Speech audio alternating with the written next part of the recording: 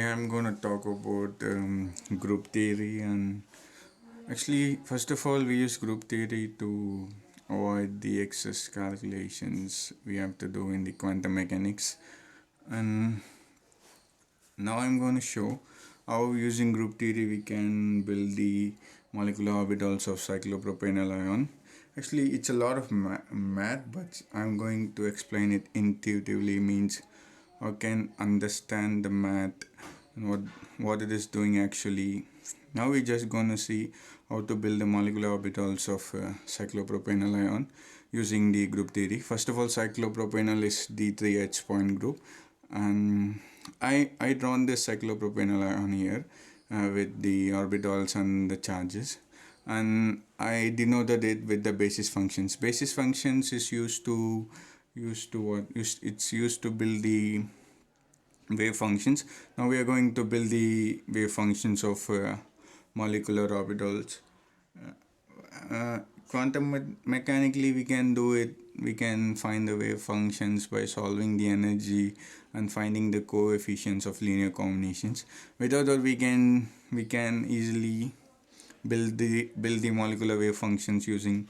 Now this tree is going to get, these three orbitals will combine to form the molecular wave functions of the pi orbital of this cyclopropenyl ion.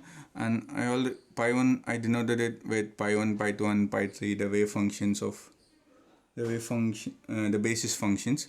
And actually this molecule belongs to D3H point group, and the D3H have these symmetry elements, and I'm going to apply each of these symmetry elements to this orbit, to this molecules. Now that's how I got this. See, if I do E operation, everyone will return to the same place. Three orbitals return to the same place, means three.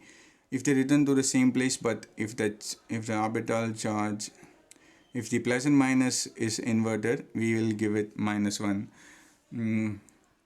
And if three of them return to the same place but with the plus and minus orbitals inverted, then we give -3. 0 means none of them return to the same place, and 1 means only one of them return to the same place, and 2 of them return with the inverted things, inverted orbitals. That's how I got this. I applied all these operations to these molecules and find out whether pi 1, pi 2 and pi 3 return to the same place or not.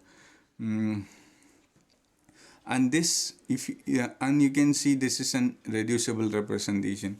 It means I can reduce it to the irreducible representations of the character table of the D3H.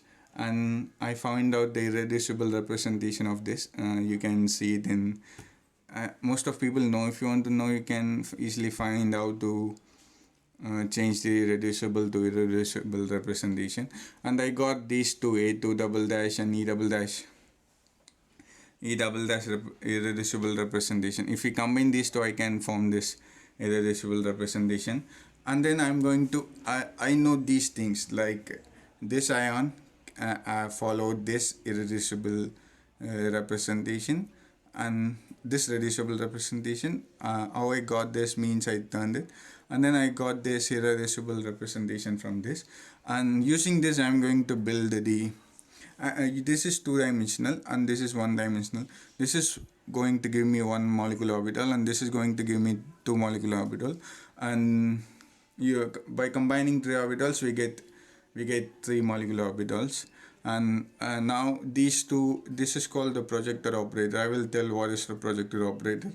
And I'm going to project this A2 irreducible representation of the pi 1, and I'm going to get the 1 orbital, and I'm going 1 molecular orbital, and I'm going to project E double dash to give 2 molecular orbitals. And how to do this is, first of all, we have to know the characters of the, if you see the character table of D3H, you have to see the characters of the A2 double dash irreducible representation, like 1, -1, 0, like that.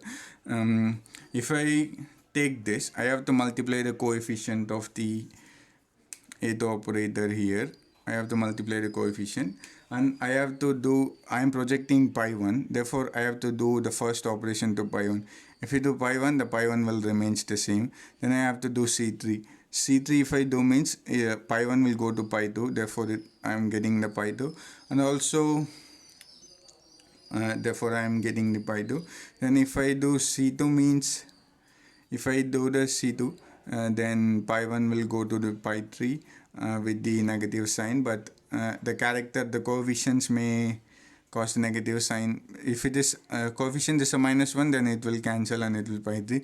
Like do all these operations like each c3, each c2, there are 3 c2 in this, and if you do all the operations with simultaneously multiplying the coefficients, you will get this one, and repeat the same for e double dash, and you give two of this. One of this you get, and you have to do one more. You have to do again the operations to the one of this to get this, and there's a lot of what did is this is a little math here to this, but if you know this, you can easily. If you know this, we can easily project that operator to pi 1 and do the individual operations where the pi 1 is going. This is all where the pi 1 is going when I do the individual operators, and I got this molecular orbital. In this too, I got by multiplying the coefficient review again pi 1 where is going to pi 1. When I do these operations, I got this. Like this, I got 3 molecular orbitals of the cyclopropenyl ion using only the symmetry to construct the 3 molecular orbitals using the basis functions.